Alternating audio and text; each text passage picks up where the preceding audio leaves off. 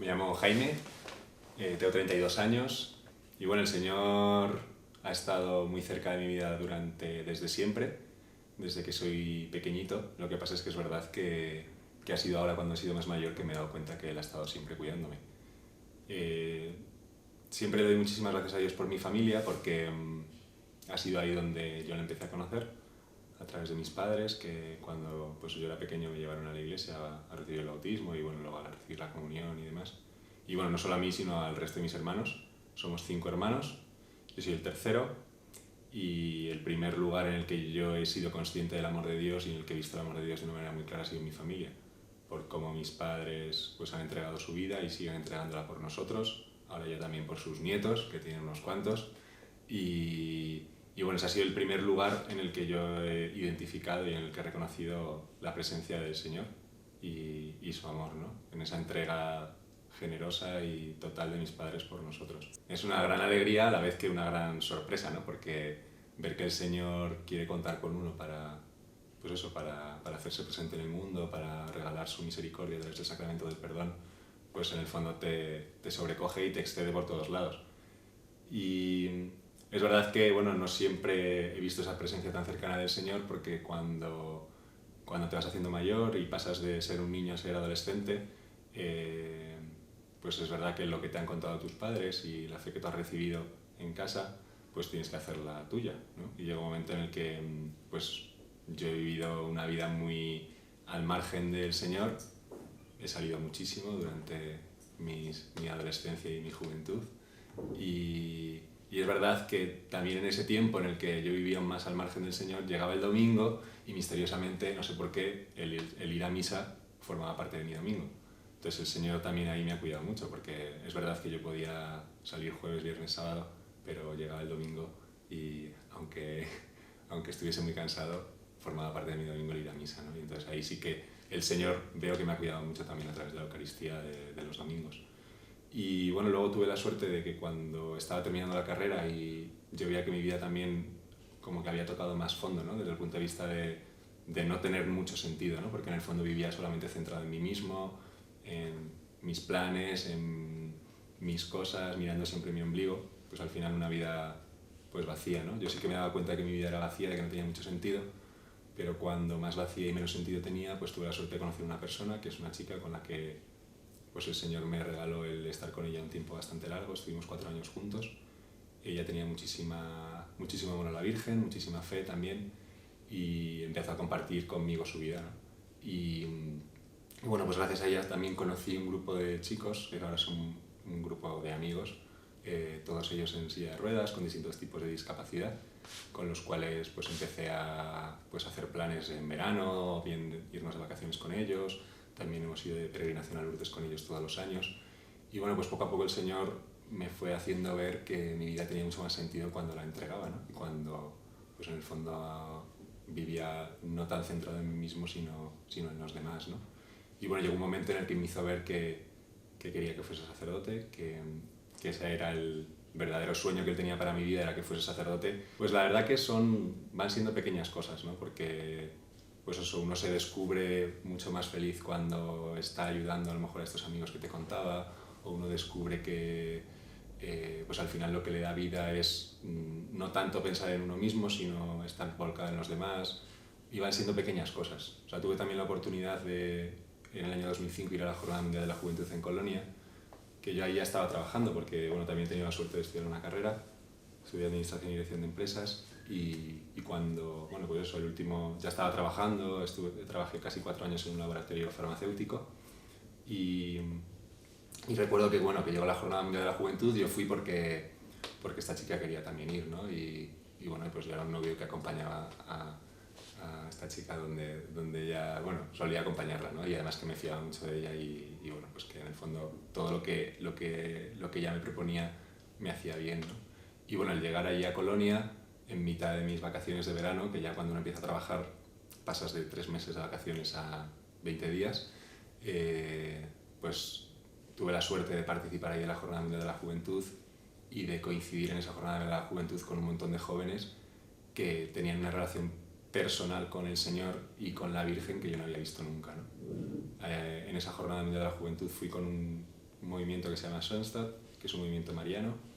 Y bueno, pues eso, descubrí jóvenes que vivían su vida, la misma vida que yo, pero la vivían cerca del Señor y de la Virgen. Y eso también me llamó muchísimo la atención, ¿no? Porque en el fondo yo descubrí en ellos algo que yo quería para mí. Y bueno, pues van siendo pequeñas cosas, que poco a poco el Señor te va mostrando lo que quiere para ti y también, lógicamente, poco a poco también te da la gracia para reconocerlo y en el fondo tú responder a esa llamada que Él te hace, ¿no?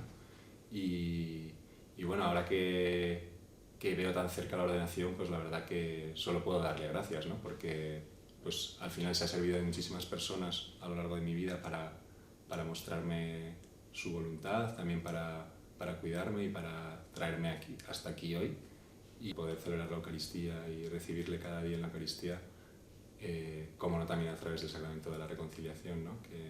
En el cual pues uno experimenta su abrazo de misericordia y su perdón y bueno, también a través del amor de la gente que pone cerca, ¿no? Y tanto cariño, tanto cuidado de tantas personas, ¿no? No solo de tu familia, sino que al final cuando uno descubre la Iglesia, descubre que su familia está en todas partes, ¿no? Allá donde está la Iglesia, que está en todo el mundo, está tu familia, ¿no?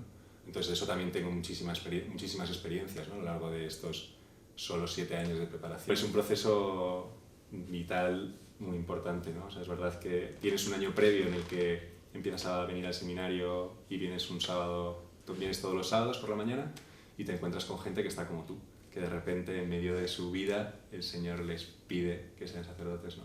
Ayuda un montón porque dices, bueno, puede que yo esté un poco loco, pero hay otros locos conmigo y no, ayuda un montón eso. Y luego después de ese primer año que se llama introductorio, curso introductorio, son 6 años viviendo en el seminario, en los cuales estudiamos teología, a la vez también colaboramos en parroquias y bueno, pues en hospitales y bueno, cosas de pastoral social. Y bueno, luego en todo ese tiempo lo que se va dando es un proceso también de maduración de la vocación, o sea, en el fondo ver si verdaderamente es lo que el Señor quiere para ti y ver si tú también lo quieres, ¿no? Para que al final la propuesta del Señor, que uno libremente ante ese gran don que el Señor o ese regalo que el Señor le quiere hacer, que pueda responder con libertad, ¿no? Y convencido de que su vida y que su felicidad está en responder a esa llamada, ¿no? La verdad que ojalá pues, por ejemplo, los matrimonios, ¿no? Tuviesen la oportunidad, no te digo 7 años, pero de una preparación más intensa de cara a que a que el matrimonio, a que la vocación a la que el Señor les llama, pues fuesen más preparados, ¿no?